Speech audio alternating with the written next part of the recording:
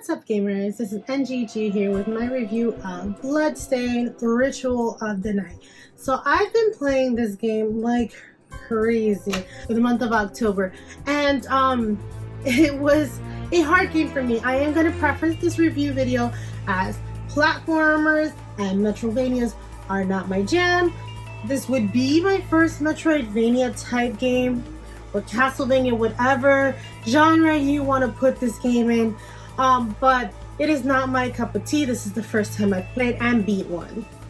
So the first thing I want to talk about is gameplay. So the gameplay, obviously, like I said, it is a platformer and a Metroidvania. So you are jumping around, getting different techniques and having to come back to the beginning or to the middle sections.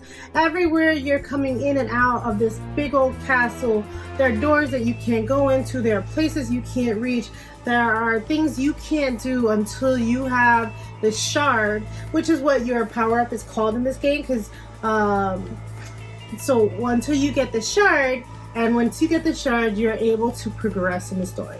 So let's also talk about in gameplay, there is like a way to maneuver around this castle much faster. You go through these like portal portraits, and they're very hard. They're always in like these green rooms on your map. Very hard to come by. They're not very frequent. But when you start coming by them, you know you're getting close to a master. There's also these red on your map. There'll be red rooms, and those are your save rooms. And so when you're in those rooms, you can save. And obviously, it's a process to get from point A to point B. You have to remember to go back to your beginning part and either craft new equipment to get further, or buy new equipment. I end up always crafting equipment, and I did a lot of fighting to make myself stronger and get more equipment. I found these rings that one gave me better luck with money, and then another one gave me better drops. So I used those two rings to get myself item drops and money, and that helped me progress in the game so much. And when it came time to beat the bosses, it's always about learning the pattern. So like if you don't learn the pattern, you're not gonna get very far. So you have to learn the pattern. And I found myself struggling with learning the pattern in each boss and being strong enough to take them down. And I also, what I should have done was learn to make the meals. I never invested a lot of time into making the meals. A lot of my time was more invested in building the equipment, and the meals at the end, I'm not gonna lie, with the final boss, the meals are what saved my life. But I didn't even make the meals myself. What I did was, I'm not gonna lie, I cheesed the system. So because I had those two rings on that gave me better loot and better drops, I would go through the water area and get fried fish.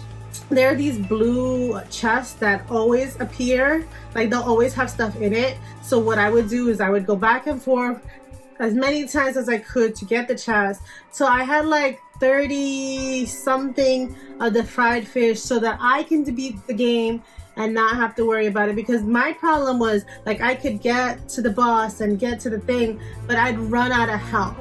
And buying potions and buying high potions wasn't enough. You needed to make food. And because I didn't want to go through the process of learning how to make food, which I'm pretty sure would have given me something good, I just really just went back and forth through those rooms just to get the fried fish, which ended up healing me about, I want to say 50 to 70%.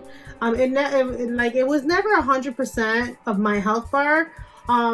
And speaking of health bar, in this game you have to find little items that max out your health. So along with gaining your level, you want to find these objects around the castle that max out your health, max out your MP, and there are also some things that max out your capacity. And now that one, I'm not sure that I'm correct, but the capacity, I believe, is how many shards you can carry. Because after a while, Miriam's eyes glow, and I think that's because she's carrying way too many shards. In the beginning of the game, they warn you not to carry too many shards, but they don't tell you what will happen if you carry too many shards. And I did notice that I was collecting a lot of shards and I never sold not one, but I did keep finding the capacity up, and then her eyes suddenly didn't have a glow to them. And so I don't know what would have happened if she kept having the eyes glow, because they warn you to sell your shards that she can't absorb so much, but so much demonic power. And you know, I didn't come across a point where it was a problem that I had too many shards in my body.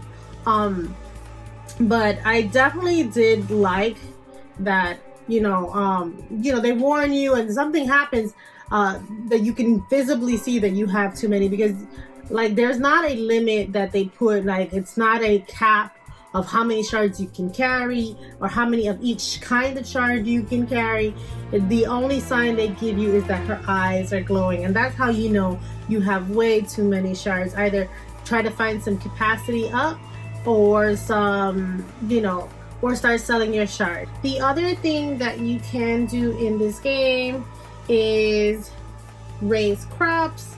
That's super quick. I was also talking to this lady in the town, so there's not too many town folk, but there is like one person that allows you to do fetch quests, where you have to kill a certain amount of monsters in order to get whatever loot she wants to drop. So like if you're into like sub quests in the main storyline, you got a few options for sub quests. Like the lady, there's a lady in the game who wants to have you make one of every meal, and so if you wanted to, you could do that quest too. I just never found that to be something I was interested.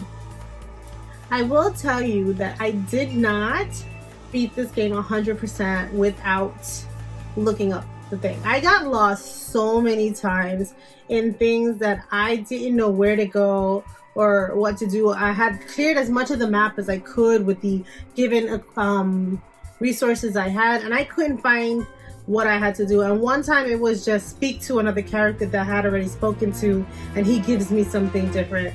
So you had to talk to Dominique if you wanted to sell your shards. Also, when you would go to Dominique, she would give you clues to what area you kind of needed to go to. Like if you're slightly stuck, the next portion should be like, oh, Sangetsu, an arrow came from him and he told you to look for a certain thing to do, a certain boss that would do a certain thing. And that was like the only kind of clues the game would give you. But like I had her tell me that I needed to get a double jump, and I had no way to get to the place that would give me the double jump. She didn't tell me, oh, you need to speak to this, oh, somebody wants to speak to you, or anything like that. So I was stuck for like maybe an hour actually, trying to find out where to go.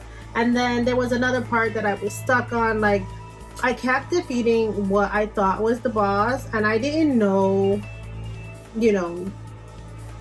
what I was doing wrong, because I kept getting the bad ending. And I'm not gonna spoil anything on how to get the good ending, but I kept getting the bad ending, and it was hella frustrating that I had to look it up. I like playing my games blind for the most part, and not being able to play this game blind was a little sad for me, because I definitely do like to play my games blind as much as I can. Let's talk about story. So the story is very simple. You are basically Miriam. You have woken up from a 10-year sleep, and you don't know what's going on, only that your friend has done something bad. He's done something evil, and you don't understand why. Your friend is also a second shard bearer. There are only two of you guys in existence, and you don't understand why he's doing the things he's doing. So your quest is to stop him. You made him a promise a long time ago that if either of you guys let the shards that you guys hold on to in your body consume you for evil, that you would take care of your friend, or in a not so good way, but you would take care of it, take care of the situation. So that's the basic premise. Now this game does give you more details. Like if you read the library books scattered around the game and all the levels are like these library books. You can choose to read them or you can. I typically put them in, took a picture of it, and just went along. I didn't read the storyline. I did like that the game was voice acted for you. I loved the voice acting. The voice acting was pretty good. I didn't have a problem with it. So I definitely left that on. I definitely wanted to hear what the characters were saying and what they were talking about. So I did leave the voice acting on.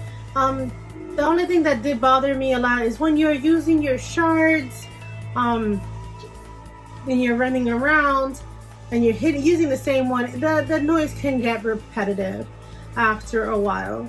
So yeah, so the gameplay loop is, you know, find the shards to get to a different place, and that is the gameplay loop. The controls are pretty good. You have a few different controls. You have a few different buttons that you can manually put the shards to. So like one is a manipulative shard, one is like a passive shard, so something that's going to be doing on the background, you don't have to do anything to it, and like 3 extra shards that are active currently at one time, and those are your power-ups. I basically used, let me see, I used this lightning shard one because it would get a lot of people in the area. I used the MP consumption so that I wouldn't use as much MP. That was my passive ability for the most part. Trying to think, what were the other two? Oh, I also had a familiar following me around, so I had this like knight that would hover around, following me around, and these are all connected to buttons, minus the knight. The knight is not connected to any button. That's just an active shard at the time. So you can program whichever group of shards you want to whatever, like they give you certain types and then they'll put them on specific buttons, so you know to press this button to do this shard, press this button to do this shard, you know, and then there's the jump. And I didn't find a problem with like the controls not being responsive. My thing is I'm not great at platforming, so that was always going to be my problem. But I did like it for what it was. Now, if I had to put a rating on this game, I am going to preference this again, that these are not my kind of games, platforming or Metroidvania. So for me, I would say this was like a 6.57. I'm sure if this was my jam and these were my kind of games, I would probably put this higher on the list, but because this is not my kind of game and I am trying to get into different genres, I am going to have a hard time finding a different kind of genre that I'm used to playing that are not my jam. So thanks for watching, guys. Happy gaming. Bye.